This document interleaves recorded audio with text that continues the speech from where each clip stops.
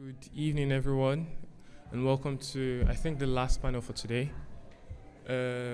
Today, I have with me some distinguished guests, and we are going to talk about AI governance in Africa, bridging trust, ethics, equity, and regulation.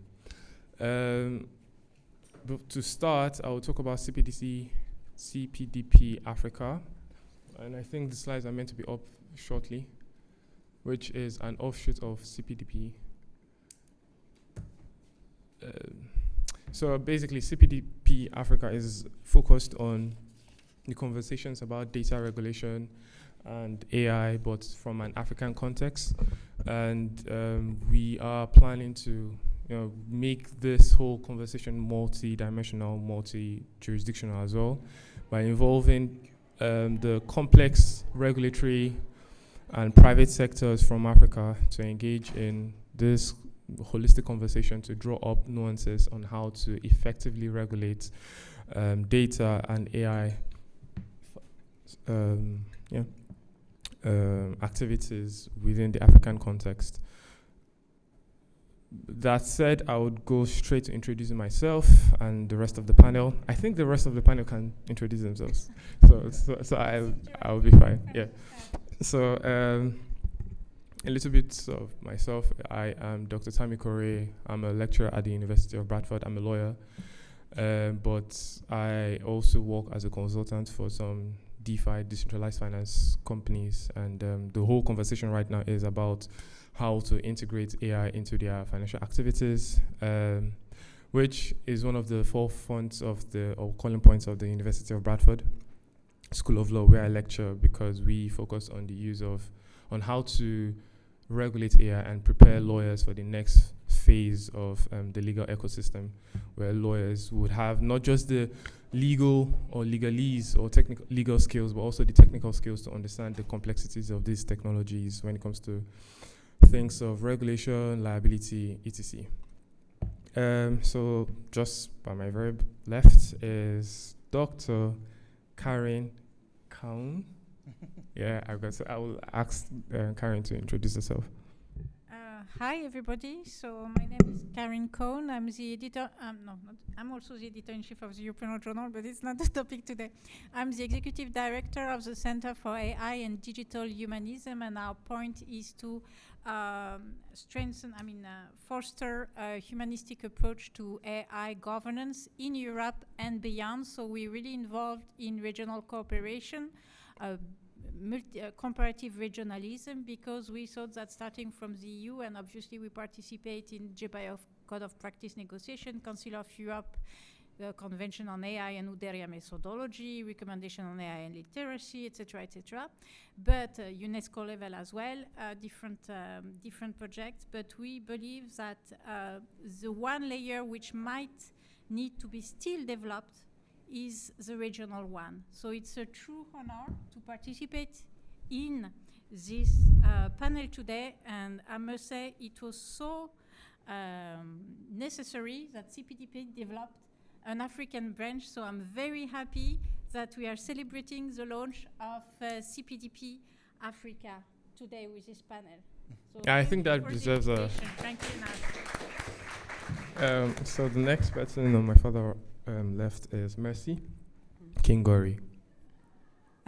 Good evening, all. My name is Mercy Kingori, currently working as a policy manager at an organization called the Future of Privacy Forum, where I lead all the Africa work on privacy and data protection, and now by extension AI. Very glad to be here. And the furthest is Yomi Ajibade. Yes, I'm Yomi Ajibade, and currently I work as a technology and privacy counsel with a company that develops insulin delivery device. That's what I do. Very brave and succinct. Thank you, Yomi.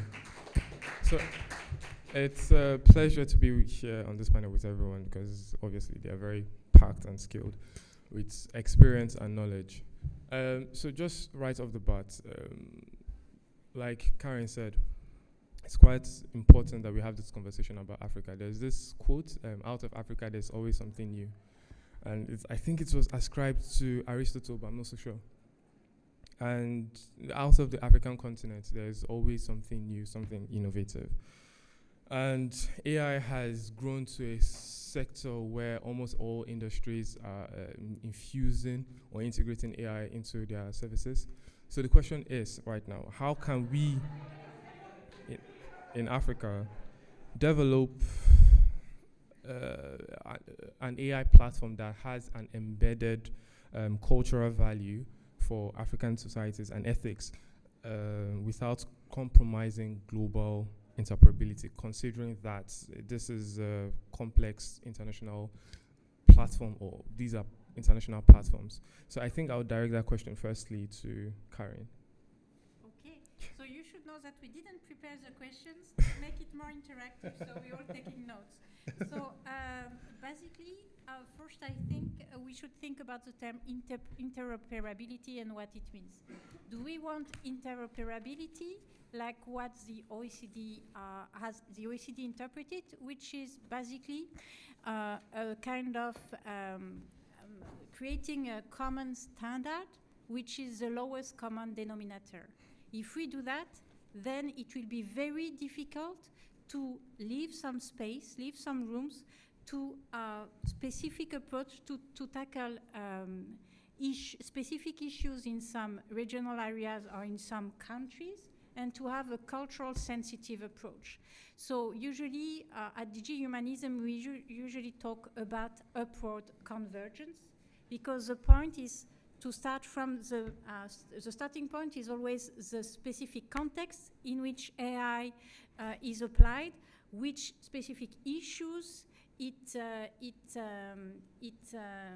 creates, and how we're going to solve it. So obviously there is a global level, but there is also a regional level, and there is a national level, and sometimes even a subnational level. And if we do not think in those terms to have a bottom-up, upward convergence, then we won't manage to ensure cultural values and their protection. And I think that the studies that the African Commission, the draft studies that the African Commission has just issued on the impact of AI on human rights, it's absolutely beautiful. It is, frankly enough, what the EU should have done, because it's not just a risk-based approach, it's a risk to fundamental rights, and the basis of their analysis is all human and people's rights, because already the charter, the African Charter, is culturally sensitive. I mean, obviously, this has been developed in Africa, but it's about human and people's rights, and in it you find typical individual rights that we would find in the EU Charter, such as the right to dignity, human dignity, and other fundamental non-discrimination, etc. But we also find economic and social rights, and we find group rights, which is so important for the protection of fundamental rights. And right now, if I take the JPI Code of Practice negotiation, we have a lot of difficulty to ensure that the rights of the children are protected. With a charter in which the rights of the child, which has a group-sensitive approach to rights, it is almost impossible to miss out the rights of children, the rights of people with disabilities, of elderly people, etc. And on top of that, they have collective, what we would call collective rights, but rights of the people. And why it is so important? Because, for example, in Europe, when we see that we have issues with information manipulation in electoral context, and this is threat to democracy, how do you want to tackle it efficiently without this notion of collective rights and people's rights? So you see, I used to take part in training of people from all over the world in AI policies, and often people from African countries told me, but we have nothing. I said, no, check out what you have in your country, in your region, and be innovative and creative about it, because actually even in Europe we have lessons to learn, I think.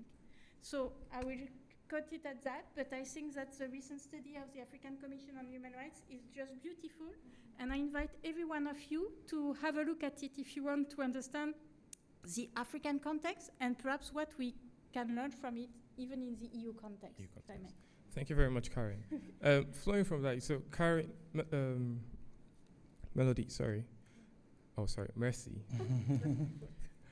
Karen talked about collective rights, but I'm sure Kenya, you have more experience of people in the grassroots having some sort of trust issues when it comes to global technologies and rights, application of rights. So how do you think that question can be balanced when it comes to an African context, especially from a case study in Kenya when it comes to issues of AI? Okay, your question is packed. But I'll try answer it, I think, with most recent events. And I think what Karen tried to do is highlight what are the overall principles and values that the African continent tries to at least articulate in laws. There's a bigger question on whether now in practice, that's the reality, right? So at least I'd say in Kenya, one of the things that we are learning, especially from a communal perspective, and I'll speak to it and try to tie it into the bigger question of interoperability, is that one of the things that we have had to appreciate is that old notions, and I think you also will agree with me that, notions, communal notions, the ones were, very precious to communities around the continent and also around the world in different communities. It's something that's, that's shrinking, and also it's also being reflected in laws and policies that now, have what we call the Brussels effect, right? And the idea of the community is, I think, not as strengthened as it should be, because as much as it's not reflected in most laws and policies, at the basic level, at least at the ground level, you can see there's that spirit of community, right? So I think bridging that gap of what we desire and what laws and policies currently reflect is something that I think more work can be done around that. And taking it now, linking it to the question of interoperability, then we find that because of a lot of unilateral policy making that's currently ongoing in the continent, what has come out is many laws and policies, many countries are developing laws and policies unilaterally, and also affecting any harmonization. Harmonization is such a big thing in the continent. No one can define what it is yet, but we're all aspiring towards it. But in that case, then, it begs the question then, how do we want our frameworks to look like? What values do you want them to reflect, right? So before I go too far, I hope I have at least touched on your question. Yes, you have. Thank you very much for that, Mercy. I think for Yomi, flowing from that, Mercy talked about harmonization. So currently, African countries do not have a harmonized regulatory structure when it comes to data protection or AI regulation. So what do you think, coming from a business perspective, what are some of the challenges to businesses when it comes to adopting ethical AI standards? Because this panel is conversing about having African nuanced ethics that apply to Africans. So what are some of the challenges you think? Okay, first, indeed, the whole concept of, unilateral regulation, not being able to have something uniform, kind of affects the way business is also conducted, especially when you are from an organization that has presence in several countries. Unlike in Europe, you can focus on, the GDPR, the AI Act. Then you move to US, and then you begin to see various, legislation. Within the African context is slightly different indeed. And of course, that's always a challenge. The challenge is, how do you create, the best standard that is applicable in every place? That's a major challenge, And because there are various regulatory requirements, although they are kind of similar. For instance, if a country's requirement is data localization in country A, that is in the east of Africa, right? And a country in the west of Africa doesn't have data localization. There will be considerable effort in that part of East Africa to be able to carry out that particular regulation, that part of regulation. For the business, it has a cost implication, it has a resource implication also, which means that there must be people perhaps on ground. You must find the right, data center where, your data would be localized. So this kind of creates various forms of challenge. However, sometimes about 2 weeks ago, there was a network of African supervisory authorities that did a conference to be able to create a uniform approach to various digital-related ventures, from data protection to AI, and that was done in Abuja. And that included almost all the supervisory authorities from the countries in Africa, because I think everyone has been able to recognize the fact that it's always creating a challenge. And remember, it's the people that really get affected by this kind of diversities at the corporations and organizations, all right? It reflects on their cost. But then that also goes back to the government because, you and I know that so many things that are government pushed, there is always some kind of organization behind that. So there is always that need to try to push the conversation to create a uniform approach.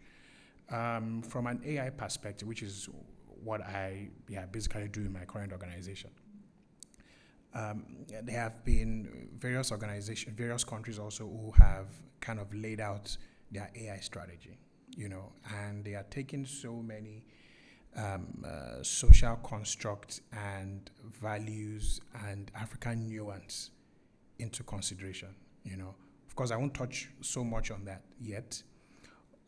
Also, the African Union created some kind of strategy and framework, and it was able to highlight certain things that it thinks it's important. The AU is like the EU, but it's called African Union, just in case you don't know. But they also created that kind of framework to drive countries towards, even if you're going to have individual regulations, let there be some common nuance so that whenever there is an organization that comes into the continent, it's able to have a uniform approach in all these countries. What we currently do is to look for the most stringent requirement, so that even if you just approach that or put that in one country, most likely to fulfill the rest. But indeed, so those are some of the challenges, but indeed a uniform approach is preferable, and I'm sure conversations are happening on that right now. Yeah, go. Actually, I would like to add something, which is that actually in Africa, you do have, on the African continent, you do have the Malabo Convention on Cybersecurity and Data Protection. The problem with it actually with regard to AI is it is basically aligned with the former regulation we had in Europe, and so it doesn't include some principles such as algorithmic transparency. So one thing that could be done is obviously to revise the Malabo Convention so that, for example, it would have the principle of algorithmic transparency, or because it could take time, to simply also right now sign and ratify the Council of Europe Convention 108 Plus, which is the modernization of the Council of Europe Convention on Data Protection. And in it, you do have one of the best principles of algorithmic transparency, which would be very useful. And and I would say one thing which would be very, very necessary, if you want to have a strong regional approach, African states should participate in international negotiations. And if I take the example of the Council of Europe Framework Convention on AI, which the African Union is saying that it will take as a kind of example one of the examples, to develop an African Union Framework Convention on AI, no African states participated in the negotiation. We had Japan, we had the US, we had Canada, we had some Latin American states, but some Asian states, but we didn't have African states, and it could have made quite Huge difference. Yes, because you need to create a link between these different level of governance, and if you don't, then it is difficult to be heard, and you will have even more pressure on your regional governance framework, because it won't be visible what you're doing at regional level if you do not have a voice at international level. I mean, it makes things much more difficult. And just one more thing is that it is not like AI is not regulated. The question is how you want it to be regulated. In the African Union Charter, or in the studies that the African Commission did on human rights they really emphasized self-determination in economic terms, but also self-determination of the peoples and self-determination of the states. And in order to do that, you really have to try to develop again your own approach. And again, you have to link the different level for that. I mean, and the problem also, I think, in what we witness in Africa, I mean, in some African countries, as we do in some Latin American countries, is that is the law implemented? Is the law enforced? How can we make it operable? How will it be applied? And this is why I think that risk to human and people's rights approach is interesting, because if you start from the rights of the peoples, of the individuals, you empower people. And whether business or vulnerable groups or individuals, you do have to empower people based on your own conception of what works for a law to be implemented. Although I must say, for example, the Kenyan Supreme Court, it was just condemned WorldCoin for data protection issues, and they did it in their own terms. So there are some enforcement in some country through courts, but there's really a need of general reflection about that, because otherwise it goes nowhere. And actually in the room we have Tiago Moraes, and he's doing an exercise on sandboxes, and he knows how sandboxes were developed in Latin America. He's looking at how they can be developed in Europe. Would it have an added value in the African context, taking some companies, putting them in the sandbox, under which authorities, who would be monitored, how you will see what kind of safeguards have to be put into place, but maybe leading by concrete examples could have more impact. So I think this is also a question of having a concrete consequence on the ground. Yeah, I think we should just leave Karen to answer all the questions. No, she's well prepared for all I this. always talk too much. No, it's fine. You can tell that she's passionate about the question and packed as well. I think the next question, which is a very good segue, is to Yomi specifically.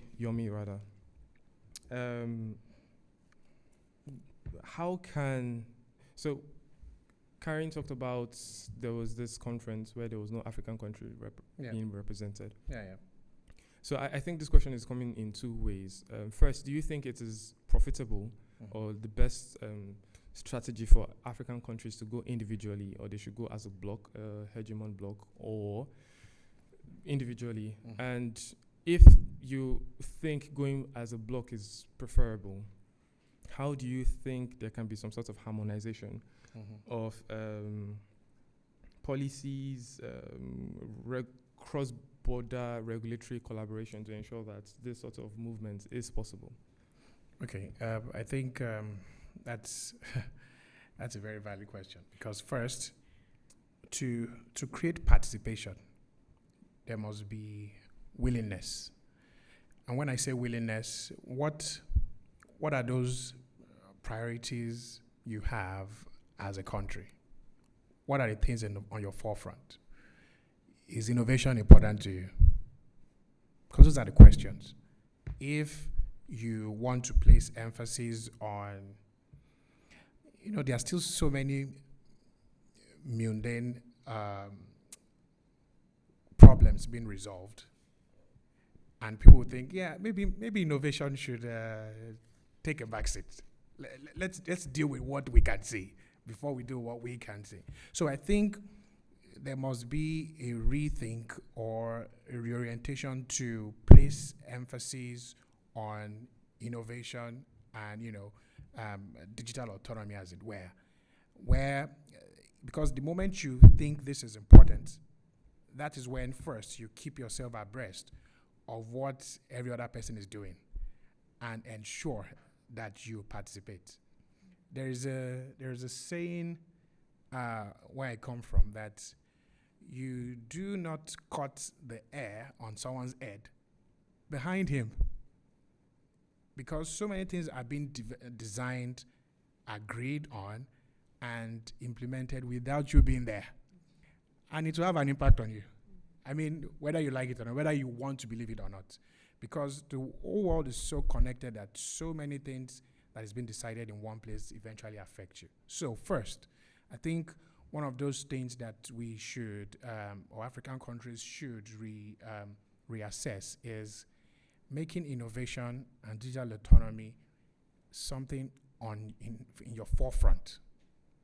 In as much as you are dealing with obvious problems, this is also a real problem, because having this on your mind would make you to, had or get your voice to be heard, participate, and all that. Now, coming to the question of whether there should be a block movement or an individual one. First, the country where I come from is Nigeria, right? And it's a very diverse place, okay? Even though there are 3 main languages, but there are actually 250 different languages, okay? Now, how would you ensure that every single, of course, languages are built also in forms of, in the lines of tribes and all that. How would you ensure that everyone's voice is heard in such a way that they would feel represented? So that is one country. Think of this in the sense of 53 other ones.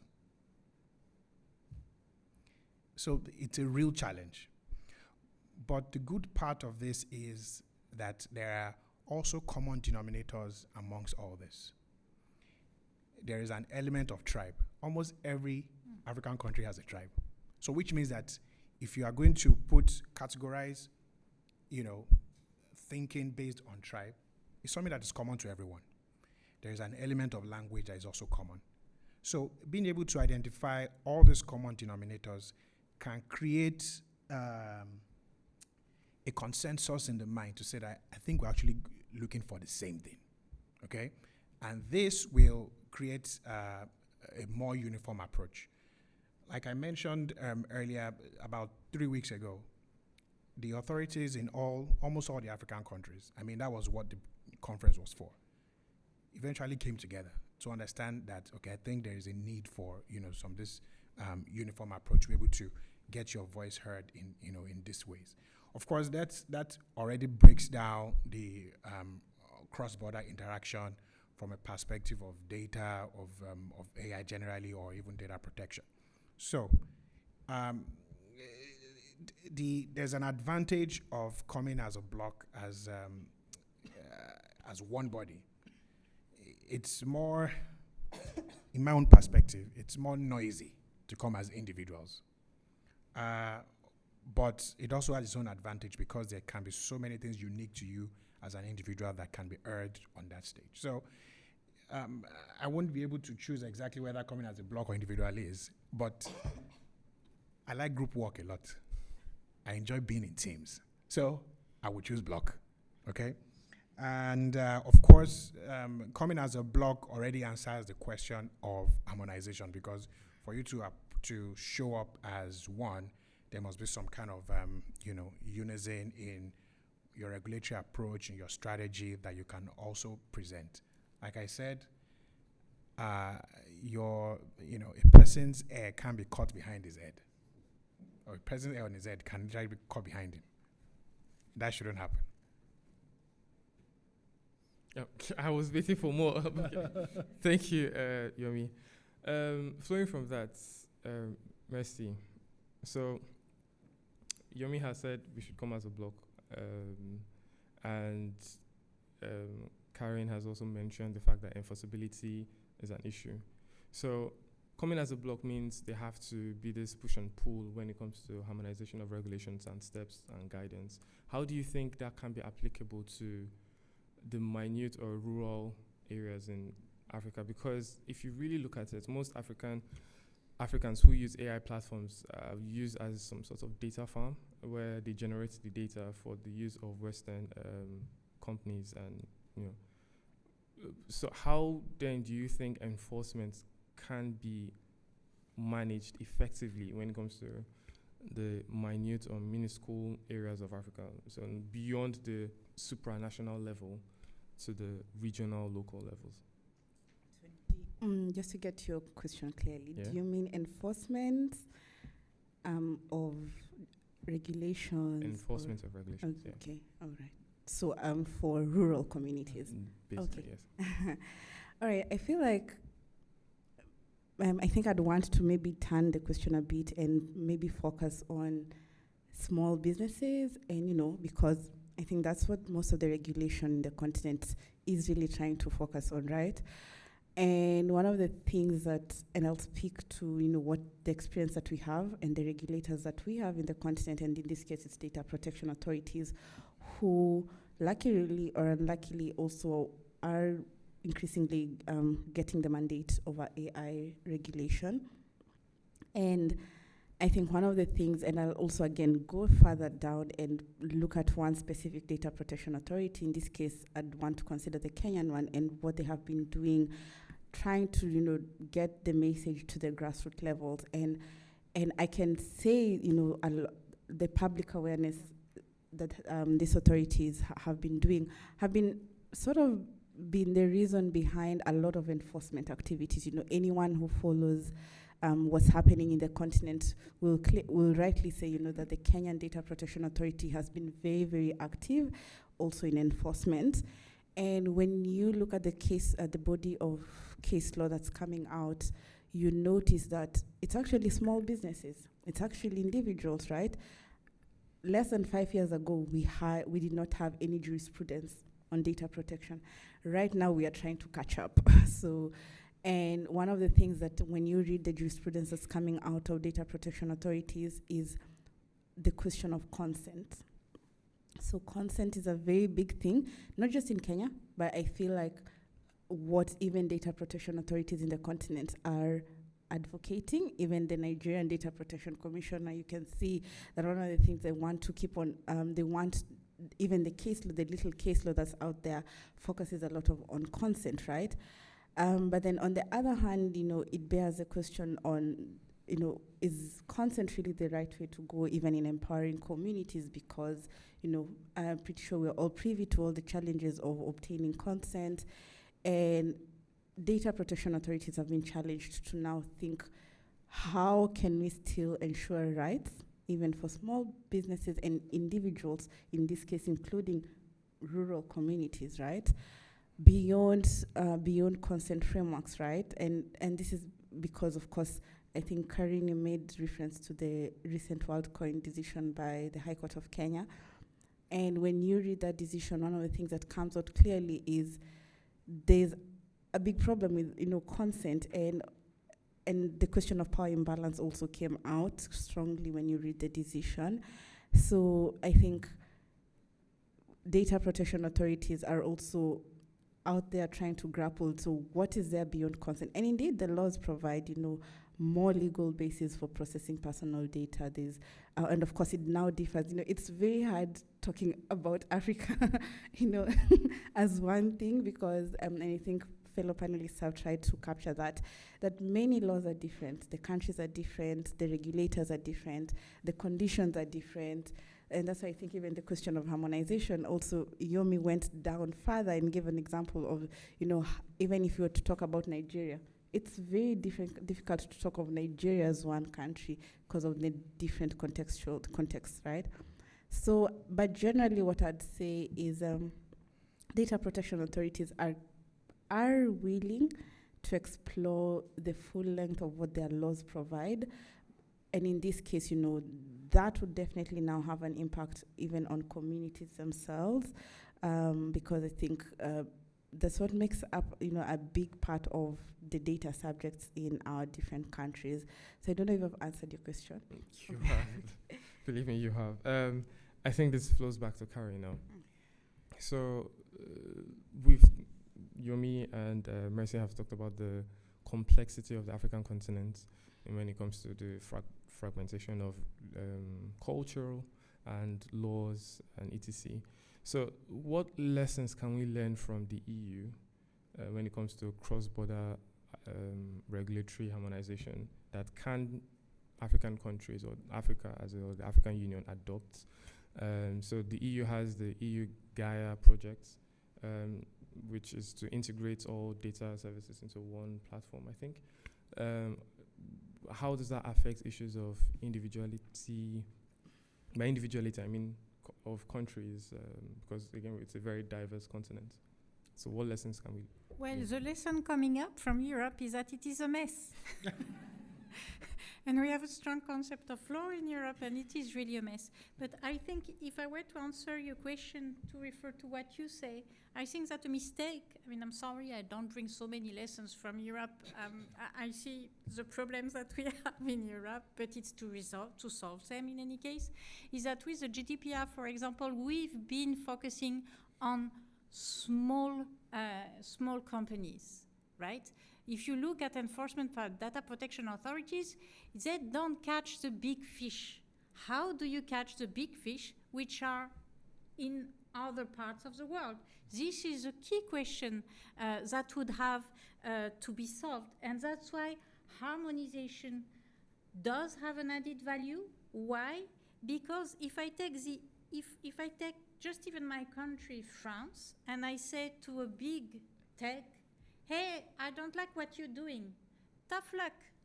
I go away with my products and see you next time. If we have the whole EU market, right, if it's an EU regulation, and this has the economic power of the entire market, and we say together, you want to enter into our market? Good, respect our rules. Otherwise, you will lose a lot of customers. And it's not just one country, because what big techs are trying to do, wherever they come from, is that they try to divide to conquer.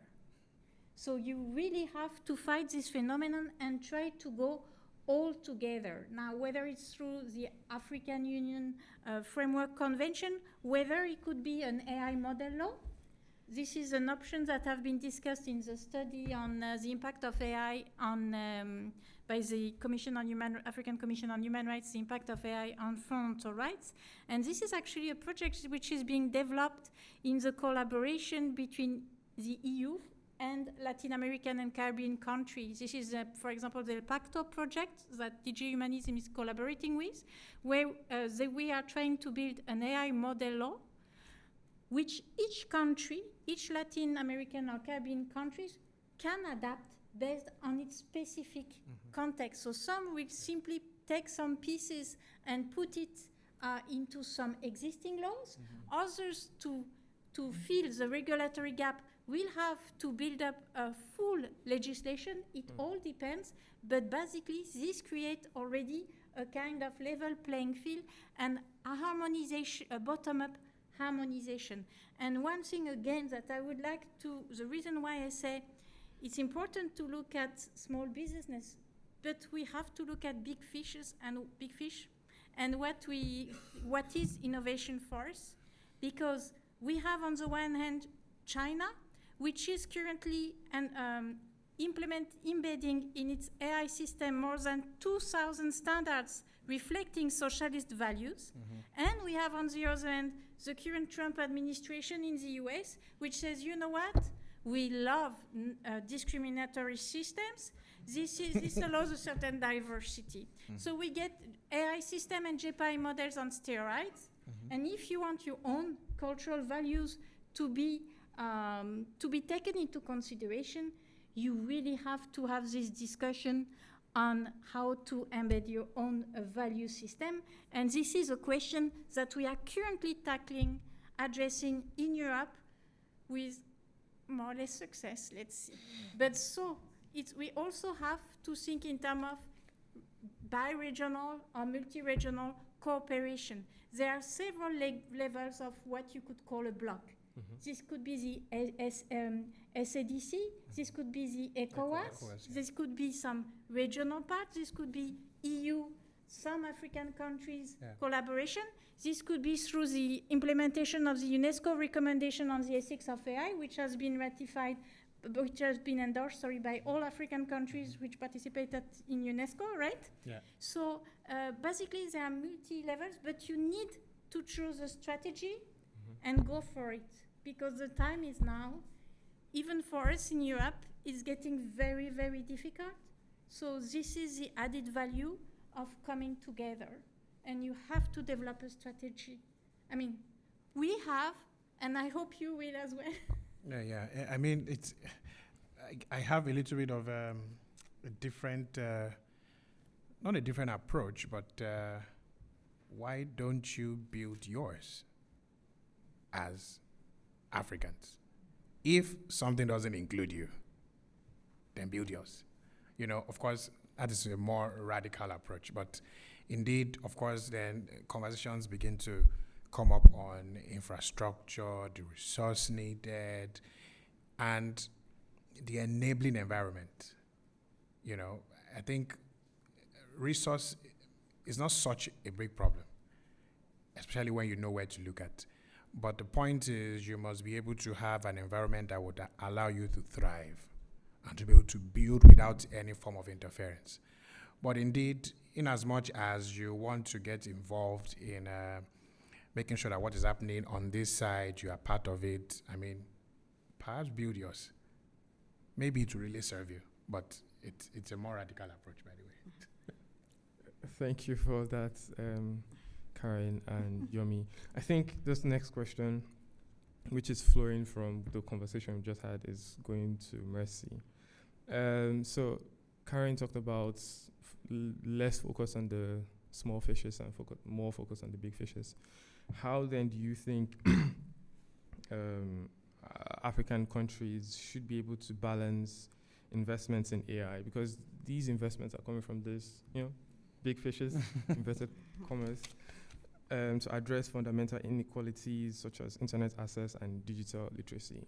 If you notice, most of these big fishes have grown multinationals, and they are able to negotiate by themselves with states. And there was an instance, I think early this year, where Brazil and Elon Musk had a little bit of a role, and Elon Musk was like, we're just going to shut down X.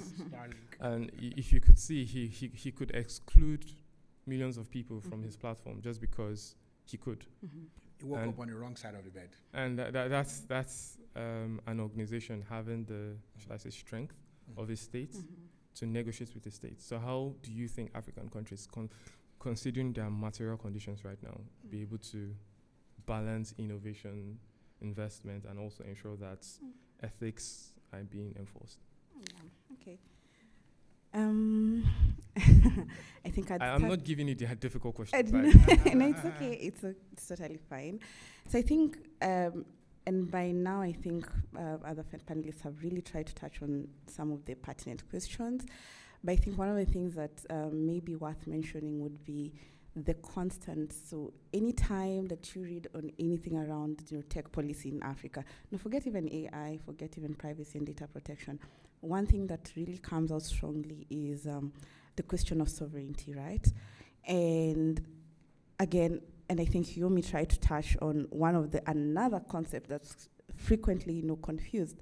So the question of sovereignty versus localization. And most countries, I feel like their focus for the longest time has been on localization.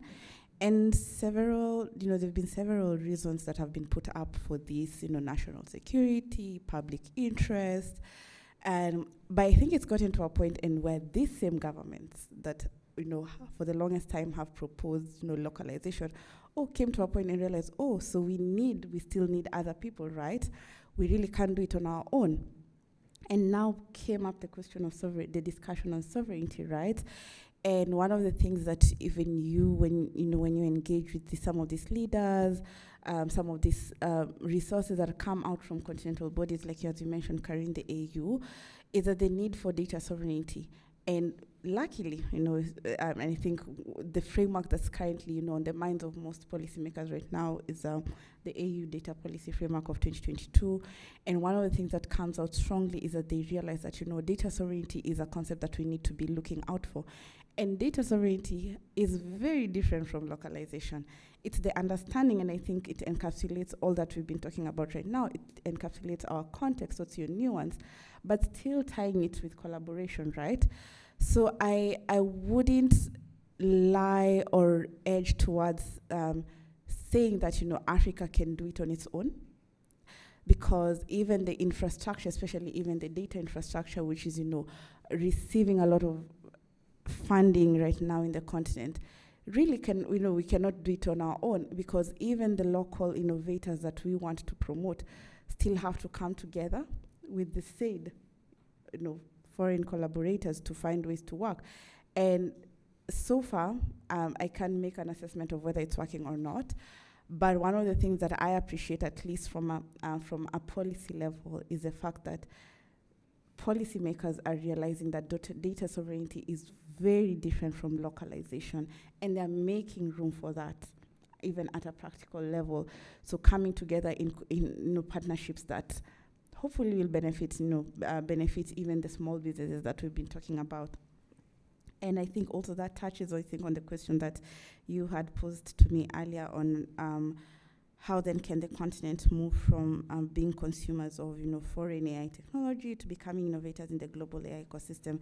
And I think what Yomi also touched on, the emerging AI strategies. When you read some of these AI strategies, there's this desire. I think a lot of what's happening in the continent right now is quite aspirational, and it will take some time to actually see the fruits of these strategies, of these policy proposals.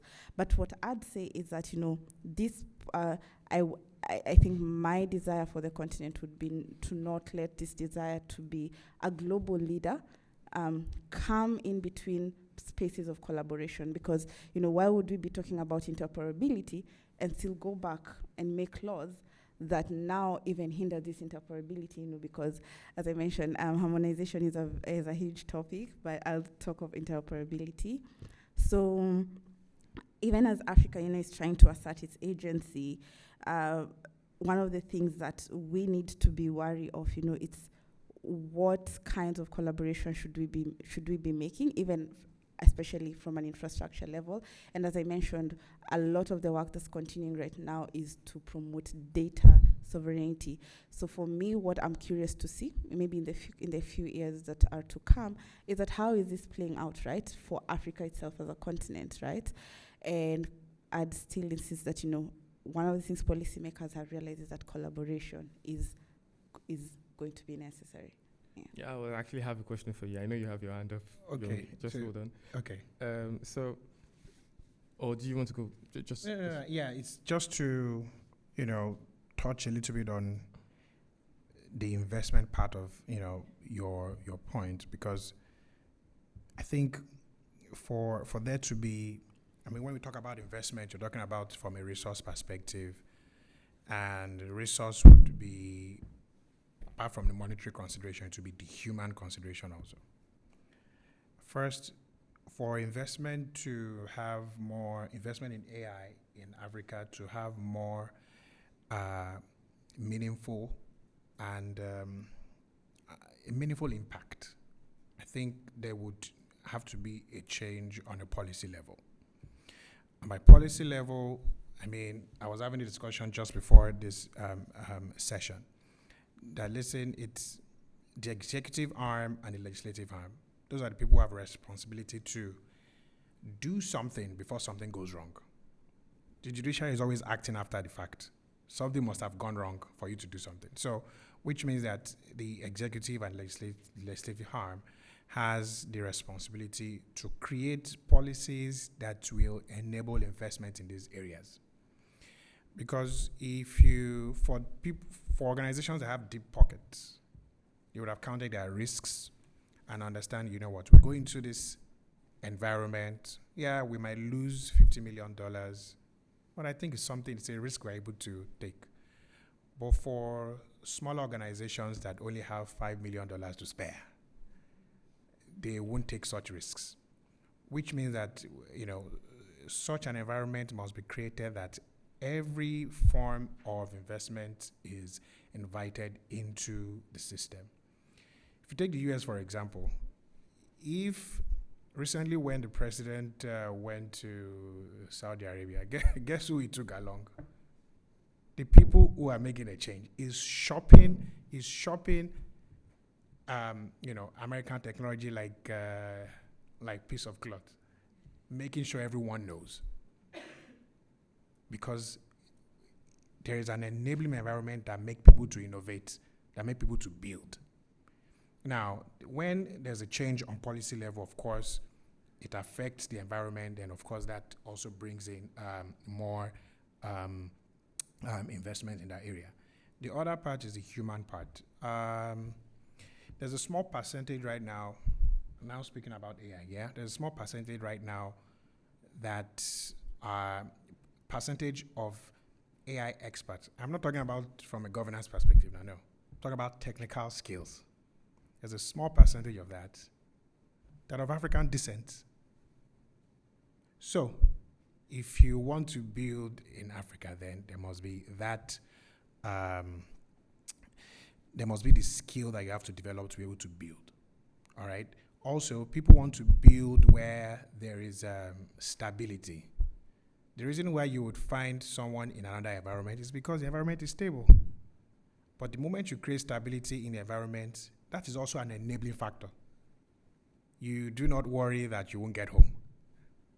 You can stay late working on anything because you are safe. And those are trickling effects of things that affect, the human resource also. So I'm looking at this more from a policy environment that creates an enabling environment for investment, and the human part, the human resource that creates also an enabling environment for investment. Thank you very much, Yumi. I think you simply just asked the question I wanted to ask, which was, should African governments prioritize investment on AI or foundational issues such as internet access? Yeah, and I could also answer that because... you've already answered it. I think the other part, indeed, that would add to that is that it should become important, okay? There is always an annual budget that is given at, I think, the first month or 2 months of the year. If you check what is being allocated to what, that is when you would know what is important to a country.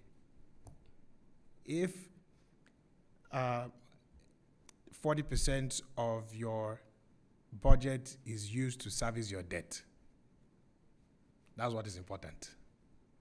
But if you think, if you think innovation is important to you, then more resource will be allocated to it. The policy part, you might not need, cash for that, right? You just need the willingness. But where you would need cash is to build skill. Where you would need cash is to build infrastructure. I saw what OpenAI is building in a state in Virginia, I think. There's a city in Virginia that data centers are being built. The price tag of that is $500 billion. That's the price tag. So imagine what that is able to do. Why? Because it's important. Of course, there were others that they had to skip to be able to get the land, to be able to get the people. They convinced the community also that it's going to bring 4,000 jobs, and they accepted them. They converted different forms of energy to be able to supply.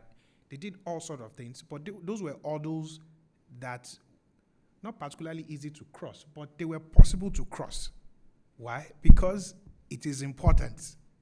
So it's very, very pertinent that whenever we want, this form of dedication from the, or more involvement or some kind of importance, then you have to put it on the forefront. You have to create the environment that would make it work. And that is the other part that I wanted to add to that. Okay, thank you very much, Yemi. I think Karen has something to say. Yes, a quick point, I will try. The thing is, in terms of investment, I think we have to distinguish between two categories of investment. We talk about big tech investment. Big tech investment in countries, how does it translate usually? Big tech would give money to the countries, and the country will buy big tech products. So the investment in the end go back to big tech, and they said, woohoo, we're so good, and it's good for the image. Okay. The second point is investment in companies. And here we see it also in Europe, and I can give you the tale of what happened with the EU Act and how we ended up with special rules for JPI models, not just for AI systems. In Europe, we had Mistral AI in France and the equivalent in Germany, and they said, and it's linked to what you said about becoming global leaders. This is a narrative which is pushed by big tech. Why? Because basically, France and Germany suddenly said, we're going to have some companies which can do JPI models. So please have very soft rules. So we're not going to have directly the rules on AI systems. We're going to have specific rules which are just for JPI models, which were added at the very end of the negotiation. But what happened? The German company actually stopped developing AI because it was not working well, and the Mistral AI was a Trojan horse because it was funded by big tech. Okay, so even if you what can you do? There's maybe several things that can be done. The first thing is public funding by banks or international ones as well, which add a clause saying, okay, I'm investing in this company, for example, but the capital of the company has to belong to African companies, and avoid that the main part of the capital belong to a non-African country. We have to see whether it is feasible to do, but now all the discussion about digital sovereignty, Eurostack also in Europe, for example, there might be some ways to do that, also under the helmet of development, okay? So there might be ways to do that. Another thing that could be done is you could conceive big tech investment contract, a bit like public procurement contracts. Yeah. Like you made some specific clause saying that it should benefit really the companies and you don't buy other stuff, etc. And the same for contracts with states. This is another thing. And the third thing, obviously, is this is what we discussed about having a block, is mutualization of resources among different countries. Maybe we could find this kind of potential investment by pooling fundings, because there's a lot of diversity in the African continent. Yeah. Can you compare South Africa with maybe another country which is maybe not, which has developed less AI? This is not so sure. And another thing is education on AI. And again, here there are programs that exist at UN level, and you have to be sure that the ones who design the programs are not the big tech. Okay, so these are some different possibilities, but I would warn, we have to be careful of the narratives that are developed, because when you talk about data centers, someone like Audrey Tang from Taiwan said, data centers, it's a narrative pushed by US big tech because they want you to say that, oh, it has a huge cost and they want to get you a lot of money to build the data centers, when you could have I'm not sure localization is a good name, but you can have nodes and edge, locally speaking, and it's much less expensive. And yes, for example, with DeepSeek, we know that to develop it costs much less money. So for example, in Europe, suddenly the AI summit in Paris, everyone said, yes, we have a chance. let's deregulate everything, simplify everything. This is a Trojan horse. Because what happens if we are all at the same level, but some companies have more means, what you actually prioritize are the ones who have already a lot of experience and a lot of financial means. So if there is no economic level playing field or some safeguard to allow a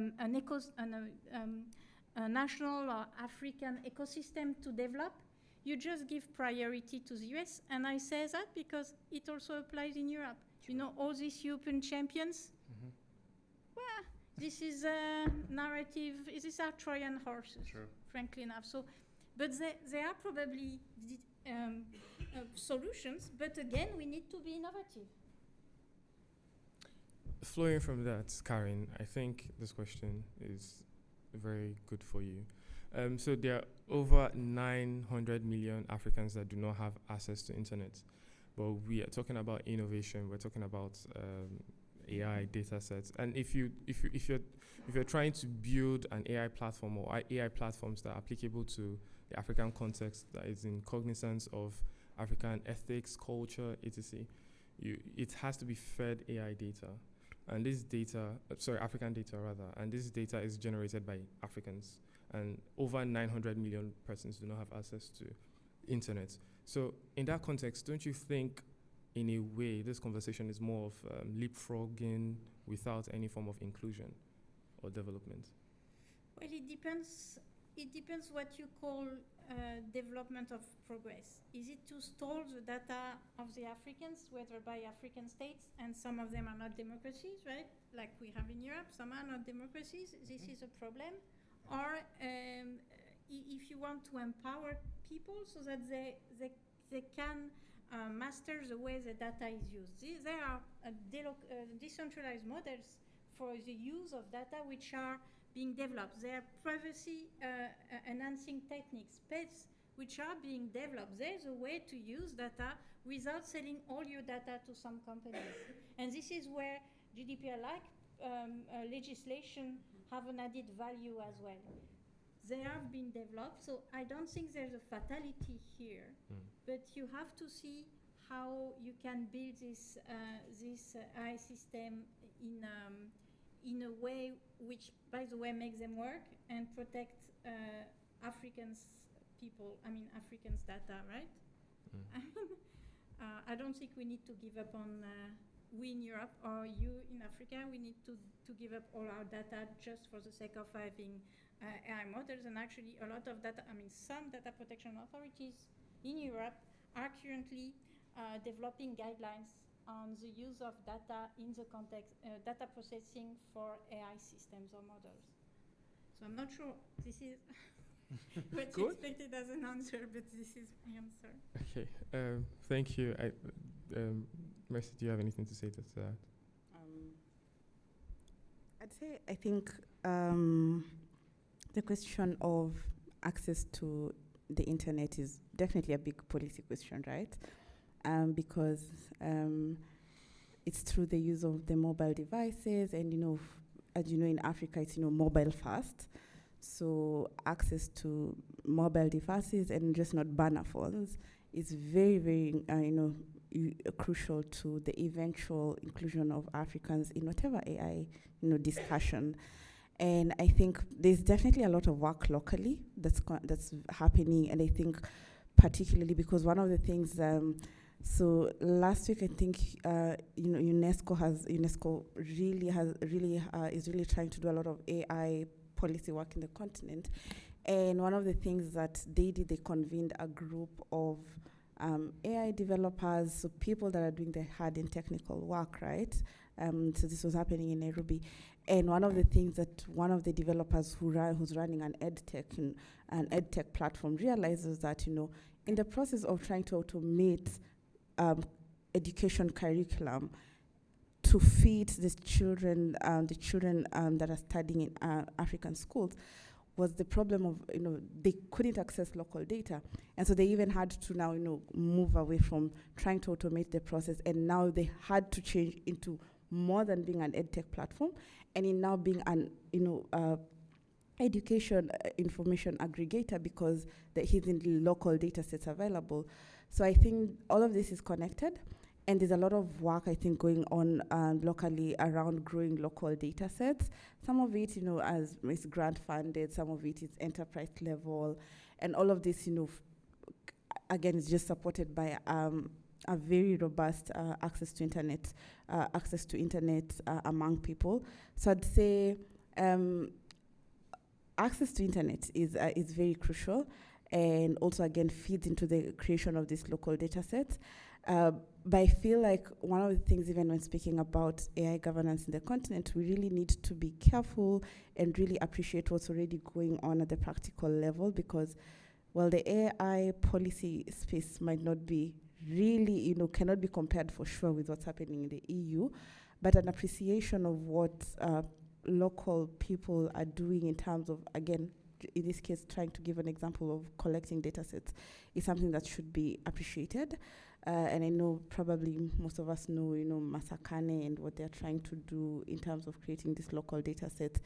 And true to it, it's now common, especially in the agricultural space, where there's a lot of agri-tech solutions that are powered by AI. It's very common to open an app and speak to it in your language, at least in Swahili. There's growing tools that can effectively communicate to farmers in the rural space. So I think also maybe my point would be to just emphasize an appreciation of what's happening beyond even how local people are trying to bridge the gap from access to the internet and to allowing people also to experience these AI solutions here. Thank you very much. I think at this juncture we'll open the floor to questions. So, yes.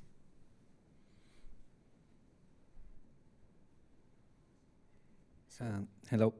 Well, first, thanks for a very interesting discussion. I'm Thiago Moraes, and I work in the Brazilian Data Protection Authority, also doing research, as Karen said, on Sandbox. So actually, I have two questions, and any of you could feel free to answer. One is connects with what Mercy said on the work of data protection authorities, and I know that in Africa, there's an initiative that has been going on for some years, a network of African data protection authorities that has grown. But to be very honest, I don't know how much connected they are and what kind of activities they're doing. So if it's something that you know or could share, it would be interesting to know.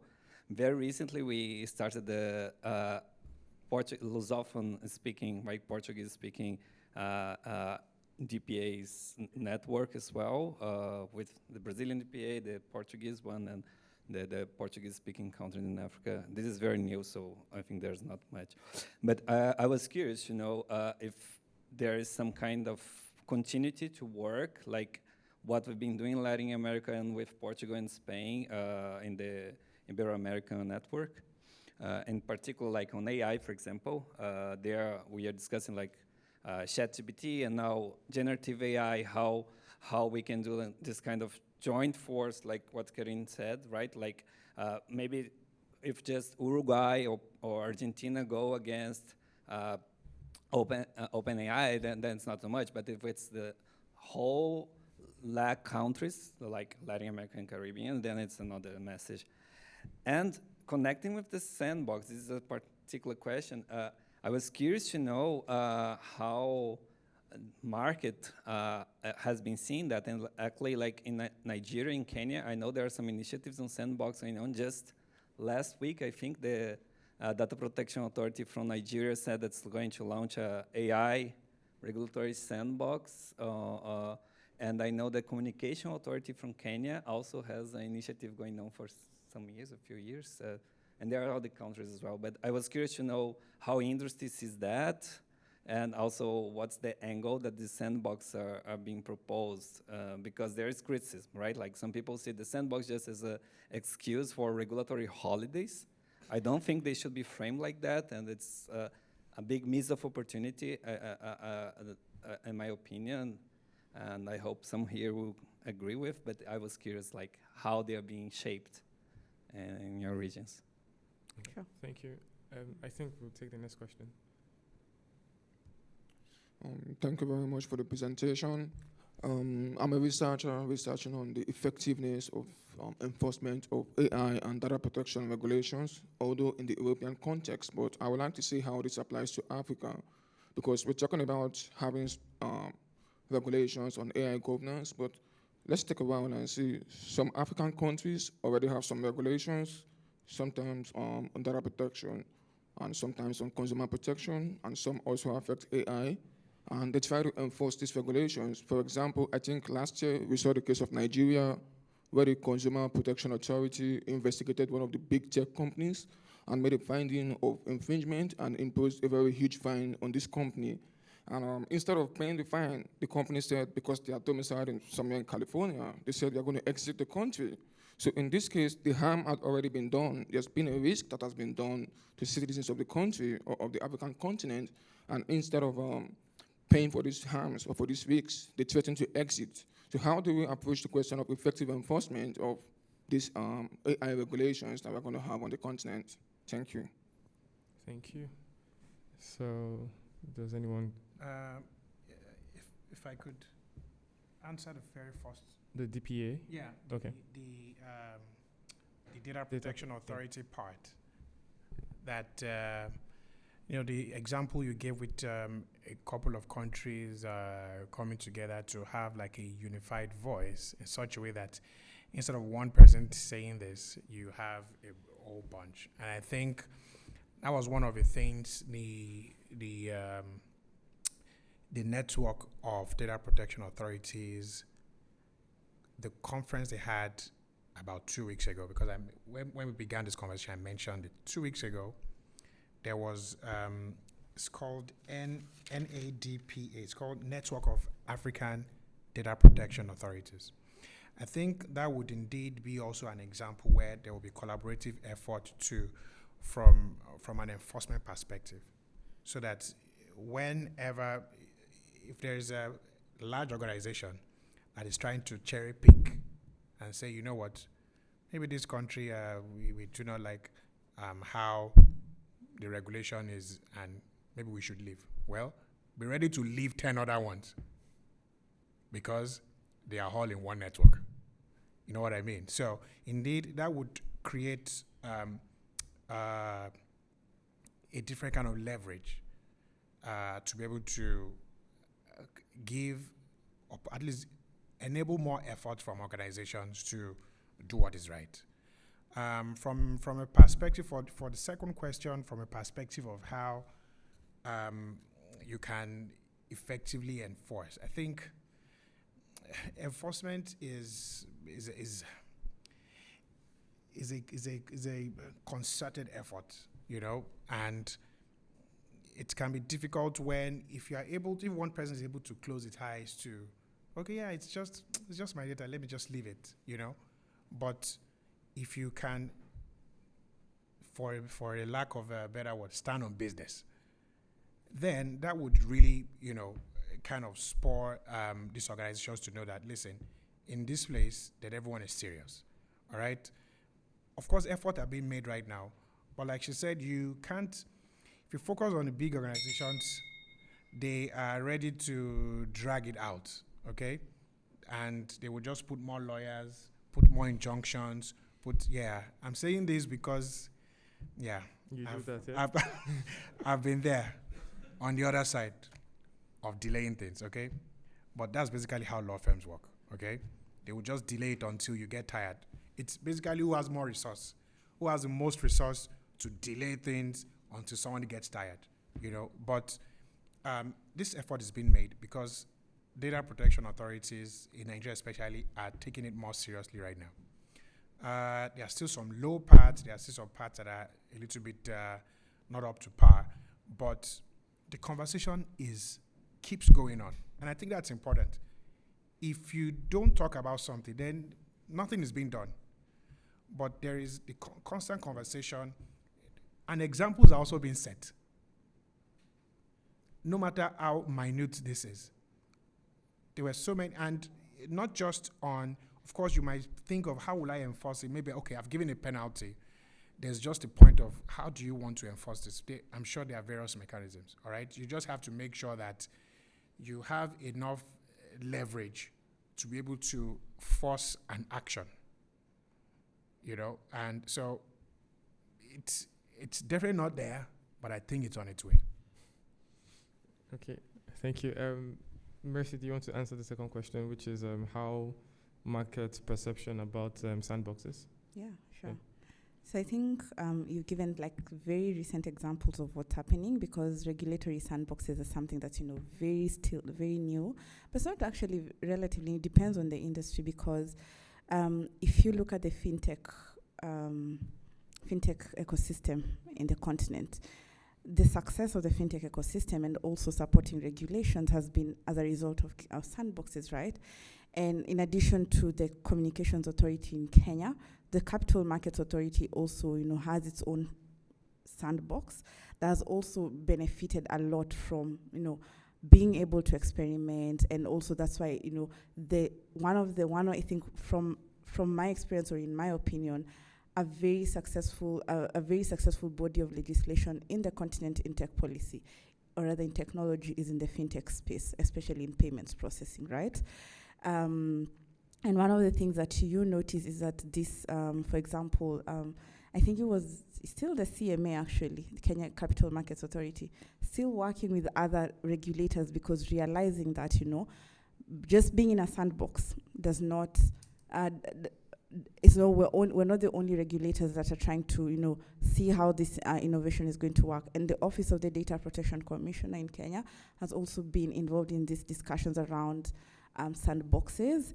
We are yet to see the result of such an intervention, but also I think regulatory collaborations is something that's also being noted in the sandbox ecosystem. And maybe just to mention about what Yomi was making reference to about the NADPA event, just maybe to mention, as FPF, we were very privileged to host a very successful side event at the conference. So we focus on cross-border data transfers in the continent.